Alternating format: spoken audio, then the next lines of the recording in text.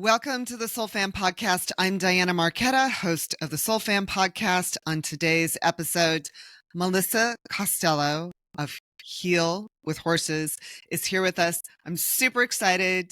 For those of you who follow this corner, I'm a horse person. A few people know that. And the work that Melissa does is truly breakthrough in working as an equine assisted human therapist. I don't know if I quite have that right. And as a spiritual psychologist also. Melissa works at a few different ranches in Southern California, performing work primarily with women and horses to have a lot of psychological, emotional, spiritual, mental, and physical breakthroughs also. And so Melissa has graciously joined us today, and I am super excited to talk about her message and the magic of horses and humans. Thank you for having me. I got chills when you said the magic of horses and humans because it really is. It is magical. Well, horses are magical. Exactly. Yeah, I feel strongly that that horses serve as a connection between sort of earth and sky and between human and spirit. They're sort of our transcender. So that's just my personal agreed. philosophy. I would definitely agree with that. So tell me about your work. Tell us all about your work. Tell us how you got into this. Yeah, I know your background's as a spiritual psychologist. You did a lot of work with life coaching, but these roots go really deep for you. yeah. Yeah. So I've always loved horses. I mean, I grew up, my mom was a veterinary technician. And so we always had animals around. I don't know what life is like without animals. We mostly had dogs and cats, rabbit, the more domestic animals. And I was always enamored with horses. And the gentleman who she worked for, the veterinarian, his daughter was big into showing and doing dressage. And so I would go to a lot of her horse shows and just look at her like, oh, I want to be doing what you're doing. But we didn't really have, at that time, we didn't have the money for that. And so I took a couple lessons, but mostly it was just like trail riding here and there. And I always just had this love for horses. But when I came to California, it just became more real, especially Santa Barbara, where I live now. Because there's a big horse community here, and it's right near the ocean, which is so incredible. So you can like work with horses and see the ocean at the same time. And that was always one of my dreams. Yeah, that was always one of my dreams growing up. Is like I want to be where horses and the ocean are at the same time. And so so I spent many years as a life coach and nutritionist. I worked a lot with women who had emotional eating issues, kind of mild disordered eating. So I did that for many years. And I realized that the work with the horses could really help that process, not just with our relationship with food, but just our relationship with ourselves. And because horses are such a beautiful mirror and metaphor for us in our lives, I just felt like I got certified in what's called equine facilitated coaching, equine assisted coaching. There's so many different terminologies out there now. And I also got my certification in spiritual psychology. So I really use a lot of the spiritual psychology work in my work with horses. So it's just, it really is powerful work. There's no riding involved. There's no tack involved. A horse gets to be a horse and just show up as they are and meet my clients where they are. And then that's where the magic happens, as you were talking about earlier. So tell us a little bit about how the spiritual psychology works into this for both humans and horses. Spiritual psychology is all about living on what they call the soul line versus the goal line or the ego. So it's more living from a space from your soul, like not making decisions from your ego, not living from your ego. It's very much rooted in what our soul really craves and desires and living from that space. What speaks to us? What do we feel intuitively? What are we drawn to versus this very kind of, the ego really pushes us in a lot of ways to perform and do and be busy and, all of those things to find value. And so the spiritual psychology really roots in like, you're whole as you are, right? You don't need to do anything outside of yourself to become more whole. You're already whole as you are. And anything that you do based on your soul's desires is really going to be in alignment with yourself. And so with the horses, the horses are always in alignment with themselves. They live on the soul line all the time. And so to be with them, they can really mirror to us where we're out of alignment with ourselves. If we get very in our heads or we get anxious or we get fearful, the horses can really mirror that to us in many different ways. They can do many different things, and it's just different for every person. So yeah, the spiritual psychology really just ties in so beautifully with the equine assisted coaching, because it's all about living from your intuition and your soul. So, how is it that the horses are always in their soul? I sort of get it, having a horse myself and having been a rider since I was about 2, but explaining that to someone else who's not familiar with horses, doesn't even really care about horses or have an interest or comfort in them, how do Yeah. we share that there's this soul alignment Yeah. and this sort of differentiation between humans and horses? Yeah, I mean, that's a great question. And, I think this applies to all animals, right? Because all Mhm. animals, none of them have what we have as humans, which are egos. So no animals have egos. They don't have that part of themselves that is living in the past, living in the future, living in fear, living in, anxiety, all the things that we experience as humans. They do have emotions, they do have Mhm. feelings, but they don't have this space inside of them that is always judging those things or always trying to change those things. They're just in the present moment, no matter what. Mhm.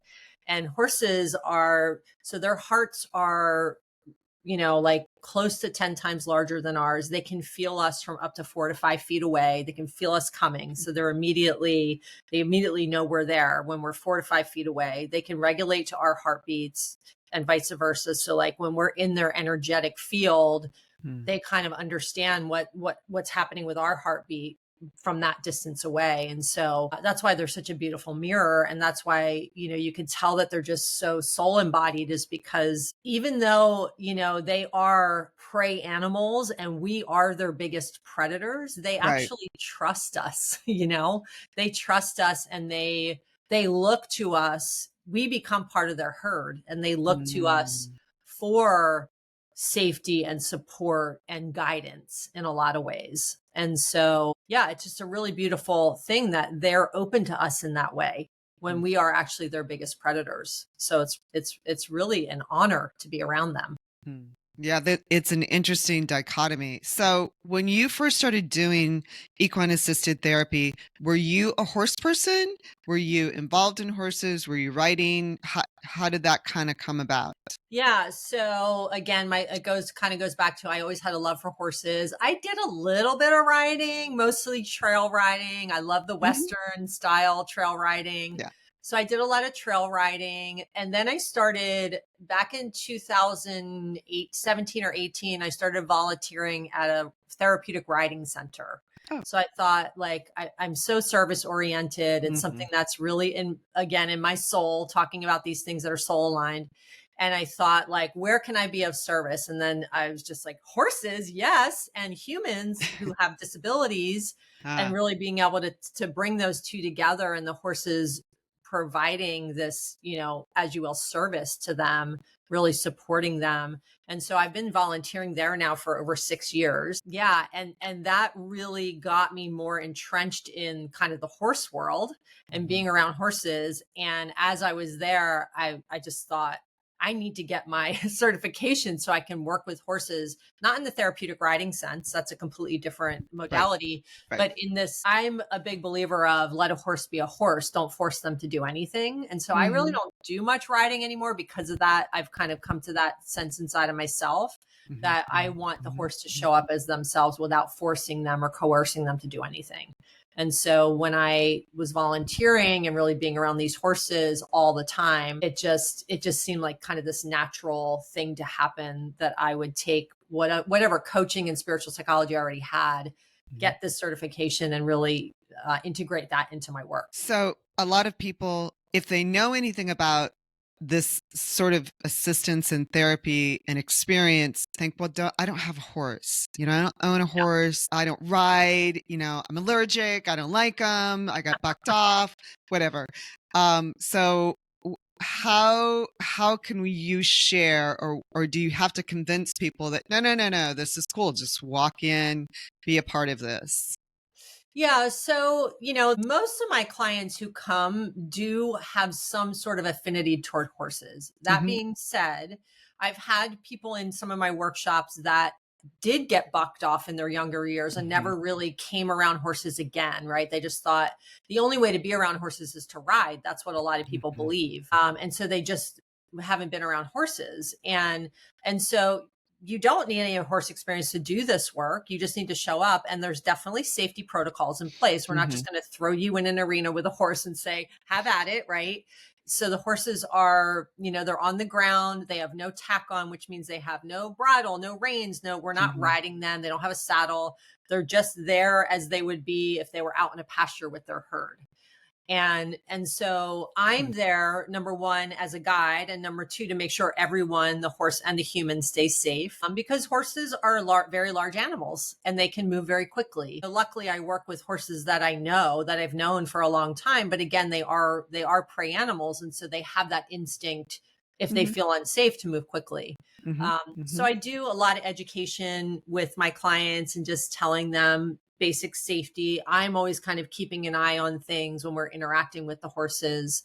So no, you don't have to love horses. It's just a really beautiful modality to, if you've done a lot of talk therapy and you've done a lot of, other things like EMDR or, Hmm. psychiatry or things like that. This is a great way to get, number one, get out in nature, right? Right. Nature therapy is becoming more and more well known, and to be around another being that can actually mirror back where we're out of alignment with ourselves. It's just a completely different way of approaching therapy, and really getting to the root of things and being able to have new insights, right, based on what the horse is mirroring to us. And I kind of guide that process.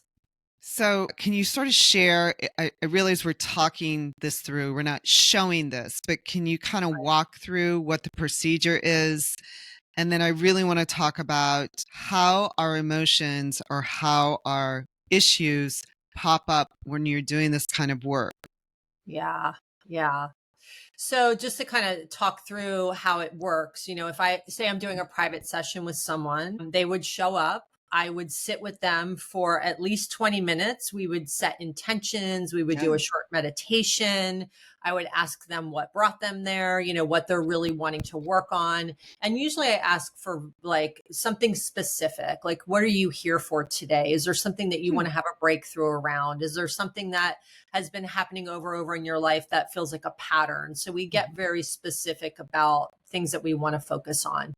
And so we'll spend some time talking and doing meditation and setting intentions.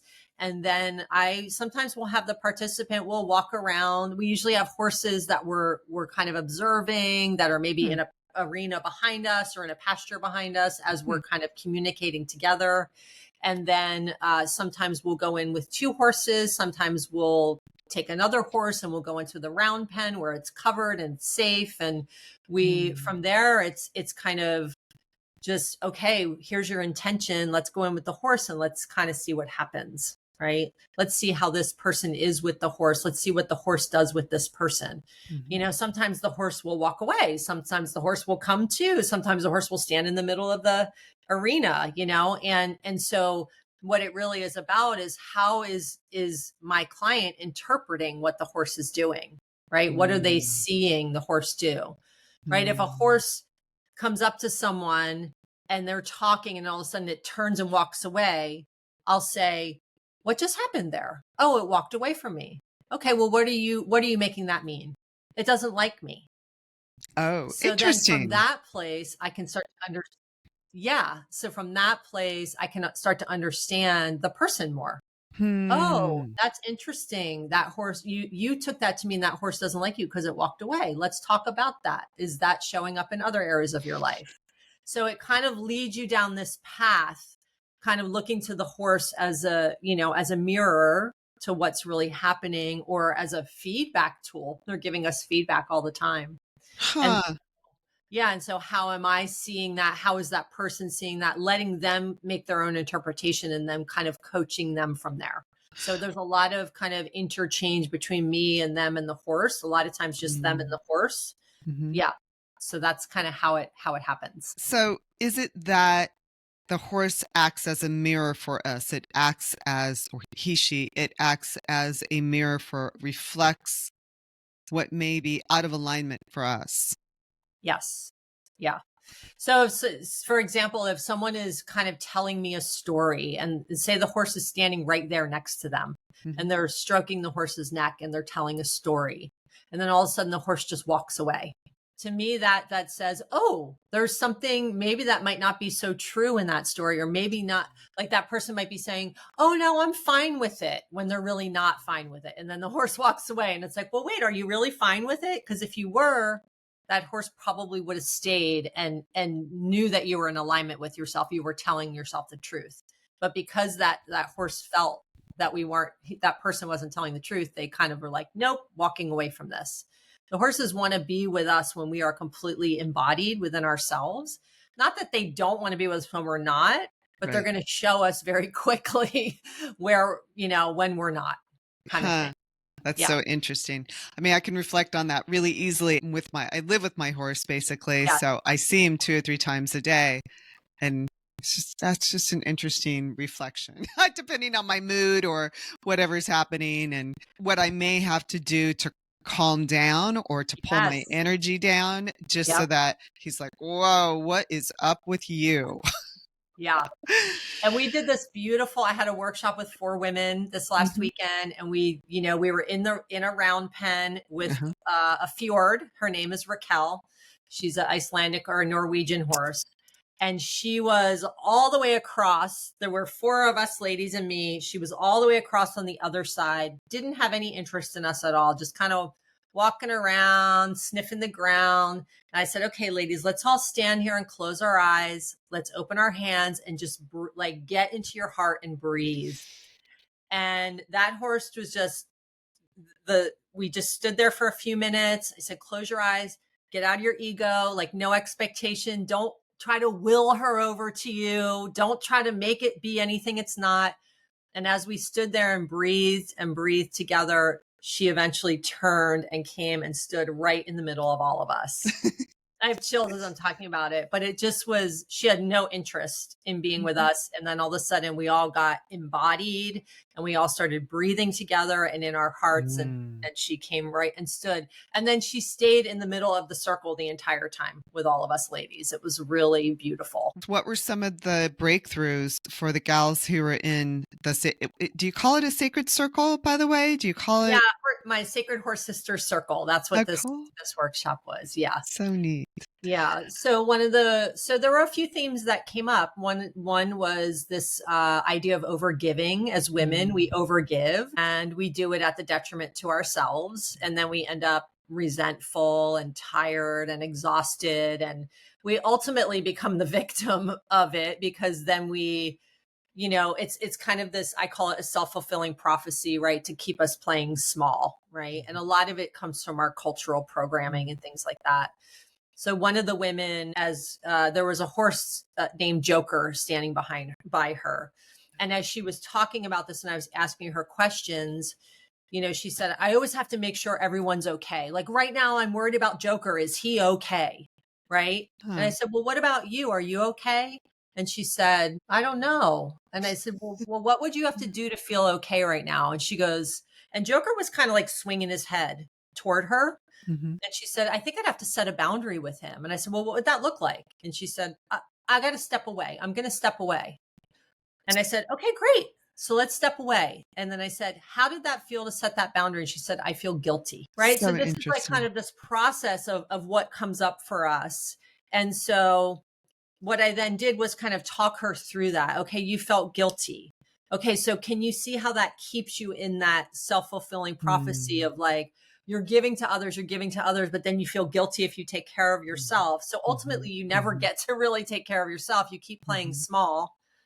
And so what we worked on was her setting boundaries and starting very small. What she could take with her into the world is, what's one small boundary I can set with people in my life, right? Can I say no to this thing? And just really being okay with whatever feelings came up. If you feel guilt, like it's okay. Like it's okay you feel guilt. It's just reminding you that you're a good person, right? And so I always want to give people things that they can walk away with and that they can practice in their real lives, because that's very important. It's not just this experience with a horse and then you walk away and it's forgotten. It's really Right. about, what did I learn and what can I take forward into my life? Right. And so that was one of the breakthroughs, that she had a realization of like, oh my God, I feel guilty actually when I actually take care of myself. Right. So that kind of kept her in that cycle of not doing it. It's so interesting. I mean, that is a super common thing among women, especially Very. moms and wives. And I mean, just women in general tend to be caretakers, and you can even overwhelm yourself with, oh, I got to do this and I need to take Totally. this person and that person. And they're like, no. Yes.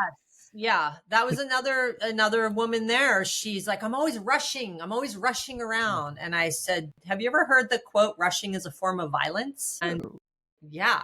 No. Right. And being with horses, you cannot rush. Yeah. Right. You have to be calm and present. And the reason, what we uncovered is, the reason she rushes is because she doesn't want to feel, she doesn't want to be in any uncomfortable feeling. So she keeps herself busy rushing. Like, if I have to rush to things, I don't ever have to feel what's going on inside. And so we talked about tools and strategies to support herself in terms of like being able to be in the discomfort and be okay with it, and not have to rush away from it all the time or look to these outside sources to change it. Wow. It's huge. Right? Huge. Yeah. I know a lot of girls like that, myself included at times. So that's so interesting. So interesting. Did you know this was going to happen when you first started this work? I didn't. I mean, I've been coaching women for a long time, but the horses just provide an element that is not accessible just through talk coaching, right? Just like talk therapy. There's a whole other element there that is, it's just not available, right? Because there's this other being that's present, that's actually showing us, mirroring to us. And you know, the funny thing is so many people love animals, especially horses, right? They feel like horses are magic, and they feel like, you know, they just want to connect with them. And so when a horse, it's just funny, like it's just a softer delivery when a horse shows us versus a human showing us, right? Like a human saying, you're out of alignment with yourself, I can feel it. It's like, well, how do you know? Right. If the horse is doing it, it's like, oh, it's a different experience, a different energy. Right. I don't feel the judgment. Like I might feel the judgment from a girlfriend or a boyfriend that says you're completely out of alignment with your integrity or your goals or your soul's mission. What's wrong with you? But the horse will just, I'm walking over this way. So interesting. What have you discovered about yourself, I have to ask? That's a great question. I think, number one, that the only place I feel like myself and I'm the most present is when I'm out with the horses, like hands down, right? If I'm sitting at home working on my computer, I feel when I'm with the horses, I don't even think about, like, I just am being.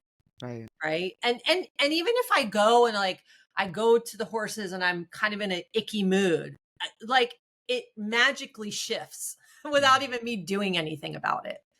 Right. Just being around them. And sometimes, like, you know, I do suffer from, have some anxiety and things like that. And sometimes when I know I'm going to see the horses, I'll be like, okay, do your breathing, right? Kind of like what you were talking about when you around your horses, and just get into your body, right? Because also you want to be like, if I'm leading a horse in a session with a rider on its back, I have to be very present. I have to be very grounded in myself, because that horse is, right, it's got a rider, it's got me, it's got two sidewalkers. That horse is picking up on 4 heartbeats. So we want to be as grounded as possible, and, you know, and calm as possible. And sometimes, you know, I do have anxiety when I'm around them, not because of them, just because of life stuff. And I immediately notice that it starts to like just really settle down without me really doing anything. Yeah. Did you choose the horses that you work with? How do you do that? How do you deal with the horses? You mentioned before the interview that you go to 4 different ranches, so there must be a variety of horses you work with. Yeah. So the horses at Hearts are the ones that I know the best because I've been there for 6 years. And so that's where my workshop was. And so yeah, I mean, I did choose certain horses that I've known for a really long time Mhm. that I know are very engaged in this work. There's some Mhm. horses that are they're not good quote unquote therapy horses because they're just not engaged in that way, right? They Right. literally will some horses they live a certain kind of life. And at some point, maybe they're left out in pasture or they're not really engaged with a lot. They kind Mhm. of lose that connection with us. They're kind of Mhm. just like, I'm just going to be out here doing my thing. Right. Then there's a lot of horses who want to connect. Right. Mhm. And so I really look to the horses that I know that are connected to the people. Like Mm. they're very connected, they're very tuned in, they're given a lot of attention, they're right. So there's always and you know, some horse they're all so different, right? And Mhm. I know. some are just made for this work. Like they are Right. so made for this work. And a lot of them are retired from riding Mhm. that I work with too, which makes them even more just available because they horses love to have a job. They They do, do. you know, and so this is a really great way for them to be engaged in a quote unquote job without a lot being asked of them. So Mm. yeah, so I do choose the horses. I also it's based on the people, you know, the clients that are Mm. there too, wondering like because I want everyone to feel safe. Like if someone's deathly afraid of a horse and they're at a session, I'm going to pick the horse that I think is going to be make them feel the safest. Not some big huge. We have a Percheron mix there, and he's a big guy, right? And I'm not going to Yeah. pick Luke, who is like my heart horse. I'm going to pick Oh. little Raquel, who's a Fjord, who's like, you know, really sweet and adorable. So yeah, I mean they're all adorable, but Raquel is just a special kind of adorable. So Yeah, they all have their own personalities, I have to yes, say. I mean, that's they been my do. experience. So interesting. Is there hesitation? I mean, I understand clients are coming to you specifically for this in part. Yes. Do they hesitate at, are they like, yeah, I don't really know if this is going to work? I think their hesitation more comes around their interaction with the horse. Hmm. Not so much is this going to work, right? Mm-hmm. Because if they're seeking out equine therapy, Mm-hmm. right, they're understanding that there is going to be something there that's different than what they've been doing. I think people do have hesitation around horses again because they're very big, and a lot of Mm-hmm. people don't know you know, they don't know their behaviors and things like that. So for me, it's really about helping them to feel safe, number one, and also just pay attention. Like we did a workshop. Me and my colleague did a workshop quite a few years ago. It was a mom and daughter workshop, and Oh, the two that's cool. daughters were in the arena, like these little girls, like hanging out with the horses, and the mom's on the outside, like I'm scared, I'm scared, I'm scared, right? So we just said, just stand here and watch. That's all. Like, just stand here and watch. And by the end, she was in the arena with her daughter with the horses because we got to meet her where she was, help her feel safe, help her. She got to see her daughter, who's 7 years old, interact with this horse and realize, oh, she's safe. I can be safe. Right. And by the end, her and her daughter leading the horses together. This was a different kind of workshop we did, but it was just really beautiful to witness, you know, that everybody comes in at different places and it's really we want to meet them where they are. We don't ever force them. I don't ever force anyone to do anything they don't want to. What are some of the signs that the horse displays when, I mean, I understand those sort of walking away. What are some other things they display that will show us our own truth? They can turn their butts to us, like just turn around and put their butt like literally just right to us. Sometimes they'll swing their heads a lot back and forth, you know, or up and down, stomping their feet. Sometimes they'll stomp their feet. Yeah, those are kind of the main ones. They do a lot of when horses are releasing energy or they're very Mm-hmm. relaxed, they do a lot of licking and chewing and Yeah. yawning. It was funny. I was doing a session once with a woman and she was telling this story and the horse was yawning over and over. And I was like, oh, have you told this story many times before? Like the horse is telling me that this is a really old, long, boring story for you that it's Huh. time to let go. Yeah. Oh, So how just interesting. yawning. And the horse I'd never seen this particular horse do that before. Huh. And so I was like, oh, okay, this story is the horse is bored with the story. It's time to change the story. Let's look at a new Wow. story. Yeah, That's so remarkable. that was really, really cool. Yeah. Boundary setting, that's so we just kind of went over that, but I'm curious. I've seen some instances where the horse will bump into you a little bit, not to knock you over or anything, but will like Right. bump a part of you or bump something that will show. I, Yeah. I, that's just a behavior I've seen. I don't know if that means anything, but I'm curious. Well, I think sometimes the horse does that as a way to teach us to set boundaries, Hmm. especially they especially do it with women who don't have boundaries. Right. And they're giving us the opportunity to set them. So a Hmm. lot of women, sometimes a horse is using you as a scratching post, right? Like rubbing its head and they're like, "Oh, that's so cute."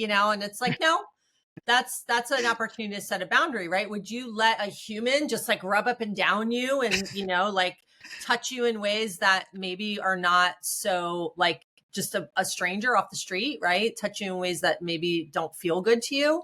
And so even though it's a horse and it's cute, right, it's still an opportunity for us to say like, wait a minute, I'm not your scratching post, right? And I need to set a boundary here. And so that was definitely something that we did with one of the women I spoke about, with kind of Joker swinging his head toward her. She was like, "Oh, that feels a little unsafe. So I'm going to step away." You know? Right. Yeah. So I was like, he's giving you the perfect opportunity. She kind of came, I said, "What do you think he's doing right now?" And she came to, he's giving me an opportunity to set a boundary, which is Huh. kind of cool. Yeah. How much does your work with spiritual psychology, do you see this sort of as you're interpreting, you recognize a problem, you recognize a challenge? Does that all sort of have an interplay for you? Because I feel like you're offering an enhanced service. It's not just equine assisted therapy. There's more to this. Yeah, no, I agree. There is. And thank you for saying that. I feel like because of my training in spiritual psychology, it really gives me this other foundation outside of the equine assisted coaching, that I learned so much in that training, and so many different modalities that I don't know, it's nothing I ever plan. It's just kind of things that come to me during session, but a lot of it is like how we're relating to things, stories we're telling ourselves, where are Mm, we kind of living in this in ego space versus soul aligned space, just kind of always looking at our part in everything, right? Our self responsibility in everything. And a lot of times people don't look at that. They don't look at their part. They only look at the other person, or they blame the other person, or they make themselves the victim. And it's like, well, how are mhm. you?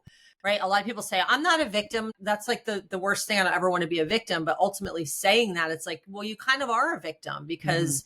because you keep doing this behavior that puts you in a space of being a victim. Hmm. And so it's helping people kind of see that from a different lens. And I can kind of, I've done so much training, and I've done so much work on myself too in my own Right. spiritual journey, that I'm able to kind of like pinpoint these things and pull them out, and say things that people go, "Oh, I never thought of it that way before. I've never heard it that way before," or so they can really have a different experience. What was the impetus for your spiritual journey? Oh my God. That's a great question. Gosh, my spiritual journey started about 19, when I picked up Wayne Dyer's Erroneous Zones. That was the first book I ever picked Oh. up Huh. so many years ago, back in the 80s. And it just started there. And I really also got, along with that spiritual journey, got very much into holistic healing. Mhm. So I became a vegan. A lot of my diet, I turned my diet into very, very clean, very animal friendly. That was all part of that journey too. But for me, growing up, I grew up in a very just dysfunctional household with an alcoholic father. I lived most of my life feeling like I was broken and there was something wrong with me and I had no value. So that kind of is what brought me to my spiritual journey of just wanting to heal. A lot of it was forced by like, I got to fix myself. But the spiritual psychology really taught me like, there's nothing wrong with you. You're not Ah, broken. You don't have to fix anything. Like, you're a perfect whole being. There's these beliefs and these behaviors that may not be serving you, but you're whole, right? You're a child of God or universe or spirit, and you're whole. And that, like, for some reason, that just hit me in such a different way. I mean, I was reading all the self-help books and right. doing this and that, but I still felt broken inside, Ah, right? I still felt broken. And right. I was just, one of my teachers said to me, like, who would you be if you weren't a self-improvement project? Like if you weren't constantly working on yourself, like who would you be? And I'm like, I don't know. I don't Like, I know. don't know who Yeah, I would I know, be. that's true, right? It was crazy. So yeah, it was a big awakening for me, and just giving up this idea of needing to fix myself and that there's something wrong with me, like I'm broken. How hard was that? I think everybody feel I kind of wonder, especially in this audience, if that's not part of this. And part of this experience at the moment is that we're sort of waking up. I actually feel like we're just remembering who we are. For sure. So is Sure. that a big part of not only your journey, but what you're sharing? Yes.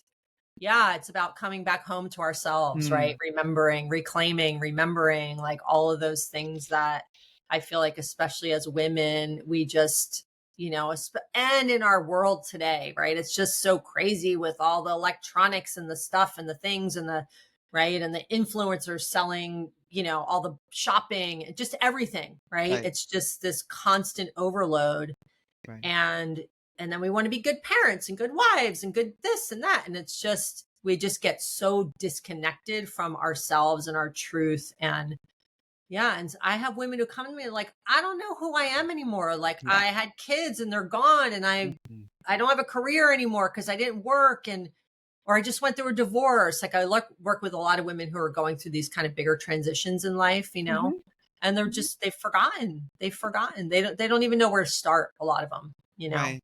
So and a lot of them come to me feeling broken or feeling like Mm, they need to fix something about right. themselves, so yeah, it really is a big thing in terms of women who seek out this work. I think that's why they're so called to it, because horses are they're so nurturing, Mhm. they're so loving and nurturing, even though they're big. A lot of people can be scared of them, but I feel like on some level, like you said it earlier, they kind of bridge the gap between like our being here on earth and then spirit. Like I feel that way about dolphins too. I've Yeah, swum with that's true. dolphins in the wild a lot. That's true. And I just feel like it's the closest, right, to God or spirit that we can get. And I think that that's what the draw is. Like it feels like this otherworldly being. It's true. Yeah. They definitely do. You focus primarily on women. Mhm. Do you ever do any work with men, or have you ever done any men's retreats? Or is Not there a yet. reason that you Not yet. prefer I women? Okay. will. I will eventually. I've had a couple guys be like, "Hey, what about me?" Um, I know that there's a lot of work with veterans Yeah. that people do. I think it's really powerful to do work with men. I feel like at this stage of my life, I'm working with women because that's where my heart is. Like that's where I Mhm. feel really pulled and drawn to. Mhm. And I think as women, we don't have as many resources as men do. I mean, Mm. I think men have a lot more resources available, or they are just seen in a different light in a lot of ways. And women, I feel like we're always fighting to be seen. Mm. And so I want women to understand, like, you don't have to fight to be seen. You're okay who you are. You don't have to fix anything, right? Like, let's just get some support here. Let's get the sisterhood going. Let's get the community going. Let's get the connection going. Like all the things that are really important to us. So yeah, men fit in there somewhere. If a I guy wanted to do a session, I wouldn't say no. Right. Yeah, it's just I'm curious if there's been as I mean, the guys are sort of being challenged now. For So, sure. because For sure. women are like, "Okay, we've had enough, I gentlemen." So, they're having to sort out and kind of return to their divine masculine. For sure. Also, just is that part of your thinking or part of your I don't know if that's a space that you're in, but as far as understanding the divine feminine and that relationship between ourselves and horses. I mean, I think it's more unspoken. I don't speak about it directly. Mm-hmm. Um, just because I feel like a lot of women can't even relate to that on some level. Right. Right? Because there's so many other things in the way. And ultimately, if they can connect to that, that's amazing. And that probably would take some time. But Mm-hmm. I feel like a lot of the women that come to me are so frazzled and so disconnected from their Mm, divine feminine. It just feels like such a stretch for them, right? So I'm going to kind of start where they are, and we can work toward whatever they want to work toward, right? I mean, I had to work a lot on my femininity because I I was such a tomboy, and I felt like that was my protection mechanism growing up, Yeah. is like becoming disconnected from my body, becoming a tomboy, like all of those things. And so I had to really learn how to be more feminine. And my mom, she was like, God, when you were 2 years old, you hated, like, I would put dresses on you. You're like ripping off your pantyhose or ripping off your tights. And I was like, yeah, I don't like wearing dresses. Like, I just was never, but I think a lot of that also was just like I said, protection from my sexuality and things like that, that I just wasn't so in touch with back then. Right. It's so interesting in that respect, in understanding as we're sort of remembering who we are, whether you feel aligned with the divine feminine or not, Mhm. that there's still an essence of this within the work that you Sure. do between the Yes. horses and women. 100%. I feel like it's very right, because the emotional is feminine. It's very watery. It's like, and I feel like Uh-huh. the horses like embody that in so many ways, right? The flow of them, and they are very, I mean, they're so beautiful. And even though they're strong, they are very feminine in a lot of ways. And I Right. feel like we need to have like like both in us, the divine masculine and feminine, and we need to have, right, those different parts of ourselves and embrace those parts. And I do feel like the horses are like a beautiful amalgamation of both, really. Exactly. Yeah. And do you find that in your clients or especially when you're working in a sacred sisterhood or sacred circle, that it sort of allows girls to be softer? Like you can sort of like put down your to-do list in your phone and your whatever Yes. and just kind of soften a little bit. Yeah, and that really is kind of that coming home, right? Like the softening and remembering, like, I'm not a human doing, I'm a human being, which we Right. hear quite a bit, and learning how to just be again, because so many of us don't know how to do that anymore, because we always got the phones attached to our hip or our hand or whatever, and we're in that kind of that masculine energy of doing, doing, doing. Exactly. So yeah, that's why nature therapy, animal therapy is so good, because it immediately kind of puts us in, number one, a present space, Mm-hmm. and helps us get connected to our hearts again, right? This kind of like Mm-hmm. remembering of like, oh yeah, I can feel this. So yeah, for sure. Do you do a weekly sister circle there? I know you Um, do retreats. Do you do some weekly things as I well? was doing a weekly with Sister Circle when I was working Okay. out of a private ranch, but Cool. now I'm just doing them once a month. I will go back to weekly again, but I was doing them once a month. Now I'm doing them once a month, and the weekly was great because I do 4 women, and they come 4 successive weeks in a row, Oh, and neat. they really built a bond with each other, which was so Yeah. beautiful. It's that's where the sisterhood comes in. Like it's more about just the horses; it's about the women coming together too. Do they have a bond with the horses as well? They do. Yeah. Yeah. I mean, I had a few women that came to multiple successive circles after the first 4 week one was done. They've come back over and over, because not only because of the women, but because of the horse, like bonding with the horses too. Yeah, Yeah. exactly. Yeah. So tell me a little bit more about what your plans are going forward and how this has been sort of responded to in the community in general. Yeah. Um, how have women responded? How has the horse community responded?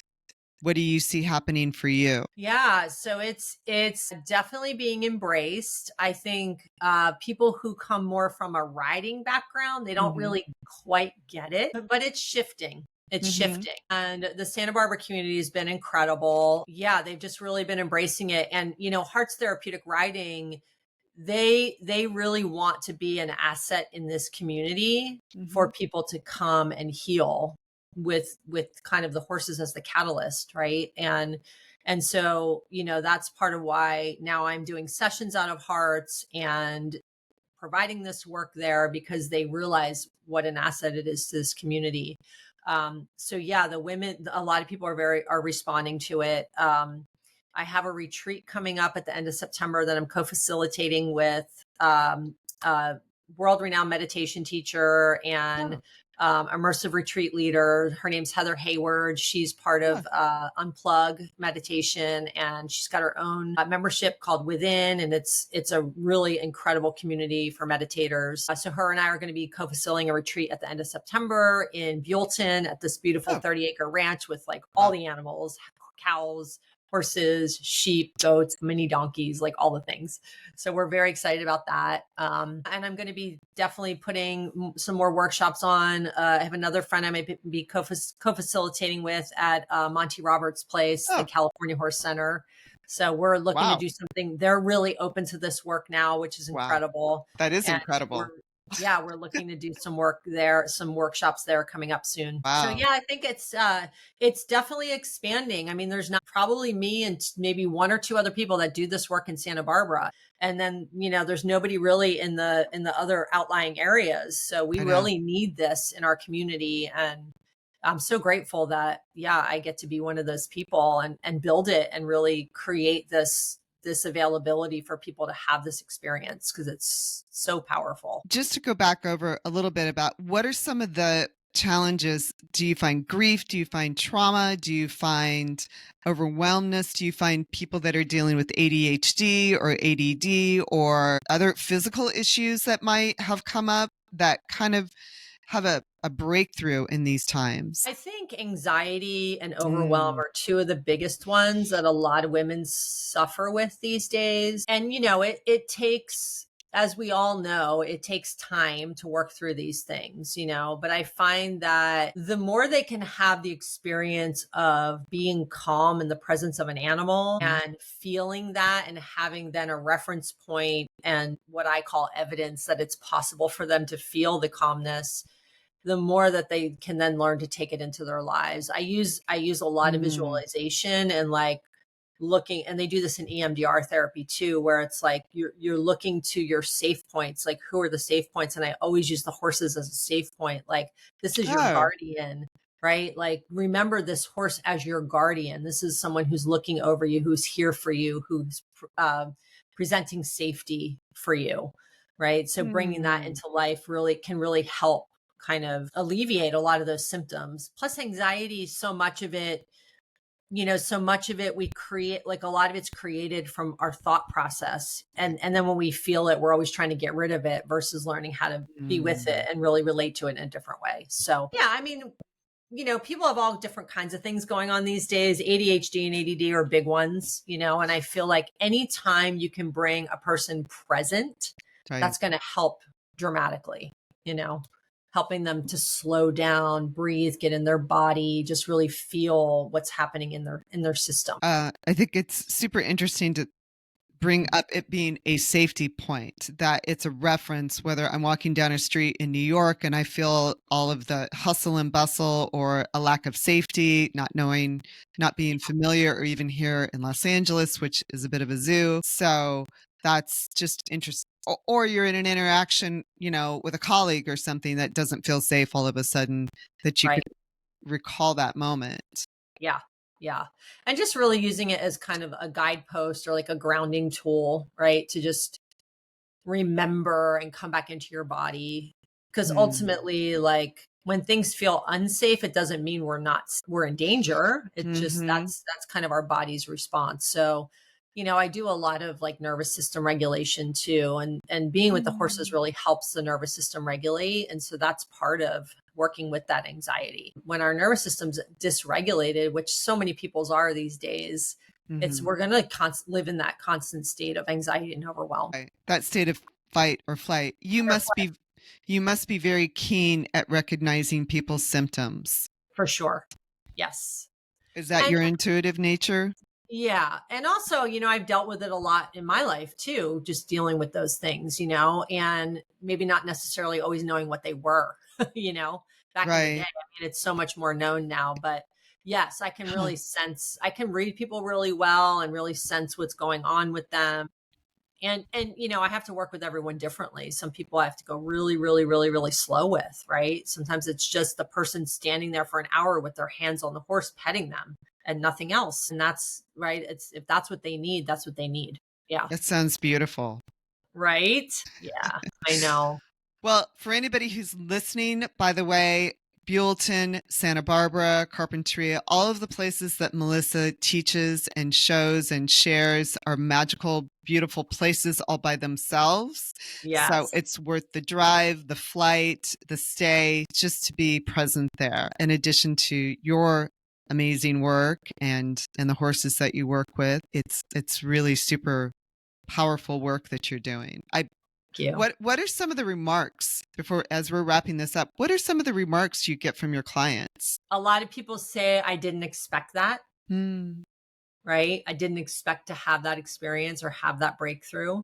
Just a lot of like feeling completely calm, at peace, leaving feeling at complete peace, which a lot of women haven't experienced in a long time, you know, a lot of people in general. Yeah, it just does something to people's nervous system and just, you know, being in this present space. But yeah, I mean, and also having a facilitator help them identify something that they may not have been able to identify on their own, right? Which is what we call a blind spot or whatever. But being able to have that available with the horse mm. being that mirror is, people are really kind of blown away by that. Fantastic. So where can people get in touch with you? How do we sign up for the next event? How do we get ourselves to Buellton this fall? .com. So that stands for Santa Barbara Heal with Horses. I have a little newsletter sign up there. I send out my events. I don't send a bunch of spam or a bunch of emails. Also, all my workshops and events are on my website, so you can go there. I have the retreat up there, which is at the end of September. So yeah, those are all the ways. And my email and everything is on the site, so you can if you want to email me, if you have questions, you can reach out to me that way through the contact.